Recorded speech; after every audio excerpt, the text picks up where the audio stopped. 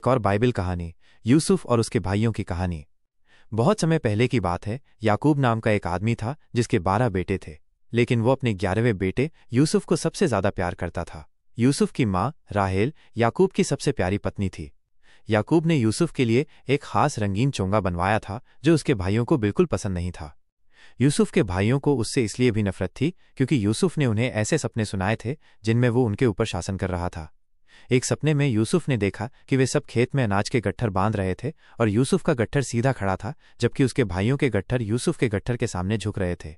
दूसरे सपने में उसने देखा कि सूरज, चांद और 11 तारे उसे प्रणाम कर रहे थे। उसके भाई और पिता भी इन सपनों से नाराज हो गए, लेकिन यूसुफ ने उन्हें सुनाना बंद नहीं किया। एक दिन यूसुफ के भाई अपनी भेड़ बकरियों को चराने के लिए दूर गए हुए थे। याकूब ने यूसुफ को उनके पास भेजा ताकि वो देख सके कि सब ठीक है या नहीं। जब यूसुफ के भाइयों ने उसे दूर से आते देखा तो उन्होंने उसे मारने की साजिश रची। रूबेन, जो सबसे बड़ा भाई था, ने उन्हें यूसुफ को मारने से रोका। उसने कहा, चलो उसका खून न बहाएं, उसे इस सूखे कुएं में फेंक दें। रूबेन की योजना यूसुफ को बाद में बचाने की थी, इसलिए जब यूसुफ उनके पास आया तो उन्होंने उसका रंगीन चोंगा उतार लिया और उसे एक गहरे सूखे कुएं में फेंक दिया। कुछ देर बाद जब वे खाना खा रहे थे, उन्होंने देखा कि कुछ इश्माइली व्यापारी अपनी ऊँटों पर मसालों और बालसम को मिस्र ले जा रहे थे।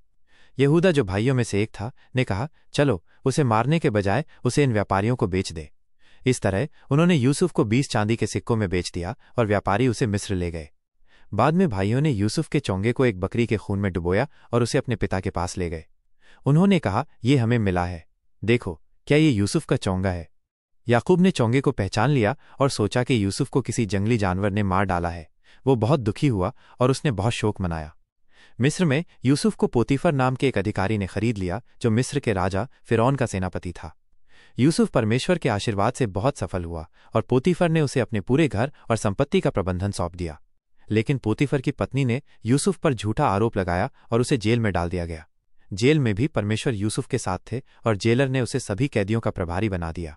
जेल में यूसुफ ने 2 अन्य कैदियों, फिरौन के मुख्य साकी और मुख्य नानबाई के सपनों की व्याख्या की। साकी का सपना अच्छा था और उसे रिहा कर दिया गया, जबकि नानबाई का सपना बुरा था और उसे मार डाला गया। 2 साल बाद फिरौन ने 2 परेशान करने वाले सपने देखे जिन्हें कोई भी व्याख्या नहीं कर सका। तब साकी को यूसुफ याद आया और उसने फिरौन को उसके बारे में बताया। फिरौन ने यूसुफ को बुलाया। यूसुफ ने परमेश्वर की मदद से फिरौन के सपनों की व्याख्या की। उसने कहा कि 7 साल की बहुत अच्छी फसल आएगी, जिसके बाद 7 साल का बहुत बड़ा अकाल पड़ेगा।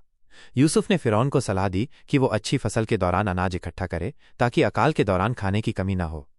फिरौन यूसुफ की बुद्धिमत्ता से इतना प्रभावित हुआ कि उसने उसे पूरे मिस्र का दूसरा सबसे शक्तिशाली व्यक्ति बना दिया, केवल फिरौन से नीचे। यूसुफ ने आने वाले अकाल के लिए तैयारी की। जब अकाल आया तो ये बहुत भयंकर था और केवल मिस्र में ही नहीं बल्कि आसपास के सभी देशों में भी था।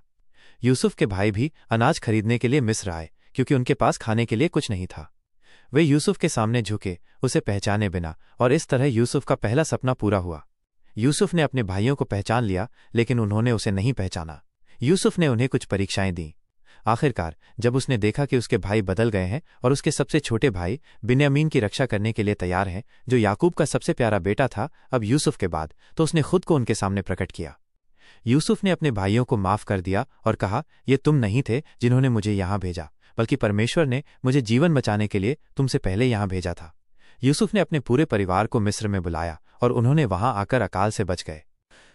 ये कहानी हमें क्षमा, परमेश्वर की योजना और उनकी संप्रभुता के बारे में सिखाती है कि